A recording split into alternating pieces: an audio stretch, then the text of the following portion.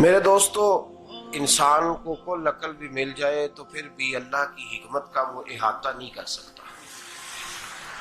रब्बे करीम को ज्यादा पता है कि हमारे लिए कौन सी चीज बेहतर है और कौन सी चीज हमारे लिए नुकसान का बाइस है। अल्लाह तबारक व तआला की हिकमत ये चाहती है कि मेरे बंदे परेशान ना हो। रब ये चाहता है कि मेरे बंदे किसी जगह पे भी दिक्कत और परेशानी का शिकार ना हो। तो अल्लाह तबारक व तआला ने राहे एतदाल इख्तियार करने का हुक्म इरशाद फरमाया कि तुम एतदाल के रस्तों पे चलो, मोतदल जिंदगी गुजारो, अफरातो तफरीद से बचो। आज जिस माशरे में हम वक्त गुजार रहे हैं, इस माशरे में हम इस बात को समझने से कासिर हैं कि असल हमारा मसला क्या है। हमारा असल जो मसला है उसकी शनाख्त हमें कैसे होगी और हम फिर उस तक रसाई किस अंदाज में हासिल कर पाए।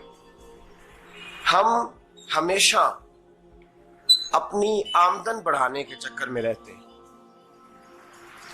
एक काम और शुरू कर लें, पार्ट टाइम जॉब शुरू कर लें, कोई साइड बिजनेस उसका आगाज कर लें। हमारी जो दौड़ लगी हुई है वो लगी है काम बढ़ाने में, आमदन बढ़ाने में। हालांकि इस्लाम हमें ये कहता है कि तू आमदन बढ़ाने के चक्कर में ना पड़। असल बात यह है कि तू अपने खर्चे कंट्रोल कर। तंग इंसान वो नहीं होता जिसकी आमदन थोड़ी होती है। ये तवज्जो कीजिएगा मेरी बात, ये कीमती बात है और गुफ्तगू सारी का लुबे लुबाब है। तंग बंदा वो नहीं होता जिसकी आमदन थोड़ी होती है। असल परेशान वो होता है जिसके खर्चे ज्यादा होते हैं। और हमारा जो रोजमर्रा का नुकसान हो रहा है ना, वो आमदन के मामलात में नहीं हो रहा। बुनियादी नक्श जो वाकया हो रहा है वो ये है कि हमारे अखराजात ज्यादा, और वो अखराजात किसी और ने नहीं बढ़ाए। वो खर्चे हमने खुद बढ़ा लिए हैं और अब हमें उसका नुकसान भुगतना पड़ रहा है। और अगर आप सही मानों में टटोलें तो जो बहुत अमीर लोग हैं वो तो उन खर्चों से बच गए। मैंने बहुत सारे ऐसे खत्मात में शिरकत की है। मैं बहुत सारी ऐसी जगहों पे गया हूं कि जहां लोगों ने बड़ा मुख्तसर सा खत्म दिलाया है तो हो गया खत्म। खत्म के मामले में कब किसी ने पाबंदी लगाई है कि उसमें 200 आदमी शरीक होगा तो तब ये साले सवाब सही हो सकेगा? कौन कहता है? या शादी के मौके पर अगर सारे बहन भाइयों को न बुलाया गया तो मेरी शादी पाया तकमील तक नहीं पहुंचेगी, इसमें बरकत नहीं होगी। ये किसने फतवा दिया है? मोतदल जिंदगी का इस्लाम हुक्म देता है।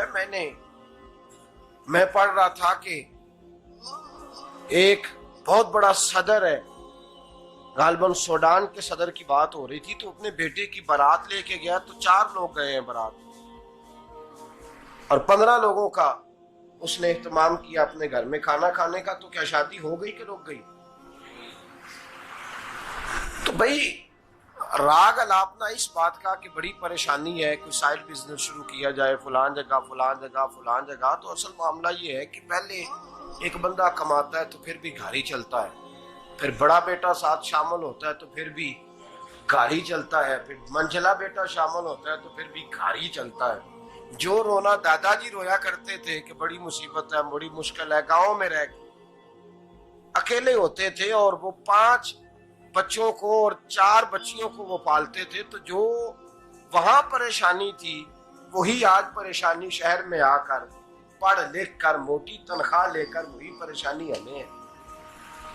तो मैं जिस नतीजे पे पहुंचा हूं इसको पढ़ के, कुरान मजीद की चंद आयात को देखकर और इस मफहूम की जो हदीसें कुतुब हदीस में पाई जाती हैं और हमारे बुजुर्गों ने हमें जो मिजाज इस हवाले से दिया है, मैं इस नतीजे पे पहुंचा हूं कि मसला आमदन का नहीं, मसला खर्चे का है। हमारे खर्चे बुनियादी तौर पर ज्यादा, और अगर फिर हम ज्यादा बोझ खवातीन पे डालते हैं कि वो मुतालबे ज्यादा करती हैं। और अगर आप मुझसे पूछें तो खवातीन की भी अगर किसी जगह कोई आदत खराब होती है तो उसमें असल किरदार उसका होता है जो वो आदत खराब तो क्यों अपने गले से उतार के आप किसी के गले में बात डालने के चक्कर में है? वो खवातीन की तबीयत नहीं ऐसी है। असल बात यह है कि हमने आदत डाली है, हमने ये मिजाज उनको दिया है तो उनका बना है, न कैसे बन सकता। तो एतदाल जब तक जिंदगी में नहीं होता, पानी प्यास बुझाता है, लेकिन एक गिलास ही हो तो प्यास बुझाता है। बाल्टी को मुंह को लगाएगा तो कपड़े भिगो देगा उसके। हालांकि पानी बुरी चीज का नाम नेमत है ना, बहुत बड़ी अल्लाह की, लेकिन प्याले में ही अच्छा लगता है। कोई मटका मुंह को लगाएगा तो तांग होगा, प्याला ही बेहतर है उसके लिए। तो मेरे दोस्त, मटके से भी बाज़-औक़ात काम चल जाता है, लेकिन अगर कोई कहे नहीं मुझे दरिया ही चाहिए तो उसका तो घर बह जाएगा, सारा घर बह जाएगा उसका। हमें दरिया काबू करने का मूड बनाया हुआ है तो इससे घर बहा करते हैं, इससे घर बना नहीं करते। घर प्याले से पानी पीने से बनता है। अगर तू दरिया पे कब्जा करने का मूड बनाएगा तो घर बनेगा नहीं, घर बह जाएगा। आग ना हो तो खाना पक नहीं सकता, लेकिन हल्की आंच से खाना पकता है। और अगर आंच तेज कर दी जाए तो जी, करीने क्यास बात कर रहा हूं मैं, अकल से मावरा नहीं कर रहा। करीने क्यास समझाने के लिए मिसालें दे रहा हूं। हल्की आंच पे खाना पक जाता है और आग तेज हो तो खाना जल जाता है। तो खाना उतनी देर खाने के काबिल रहता है जब तक वो हल्की आंच पे पकता है। तू जितनी मर्जी तू कहता है नहीं मेरा गुजारे नहीं, आग तेज होनी चाहिए, तो मियां जल जाएगा, जल जाएगा। हवा न मिले तो सांस नहीं आती, ठीक है? ऑक्सीजन ना हो तो सांस है, हवा ना चले तो गुजारा नहीं होता। लेकिन अगर तेज जले ना, अगर तेज जले तो तेज चले तो आंधी और तूफान बन जाए तो छतें गिरा देती है, जाने ले लेती है। हम हैं तूफान के चक्कर में, हम हैं दरिया के चक्कर में, हम हैं बड़े नाव के चक्कर में। तो मियां हल्की आंच ही अच्छी है, याद रख। और एक गिलास पानी का एतदाल से मिलता रहे तो वही मिलता रहे, जरूरत के वक्त वही बेहतर है।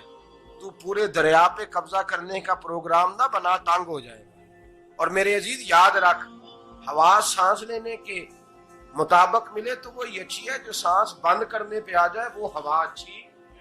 हमने चक्कर चला लिया है कि ज्यादा पैसा, रातों रात पैसा, लंबा पैसा, ये प्लाट भी मेरा, वो प्लाट भी मेरा, गुजरावाला भी, गुजरात भी, लाला मूसा खाड़ी और पिंडी तक जहां मैं जाऊं मेरे नाम की तख्तियां लगी हुई होनी चाहिए। इस्लाम मना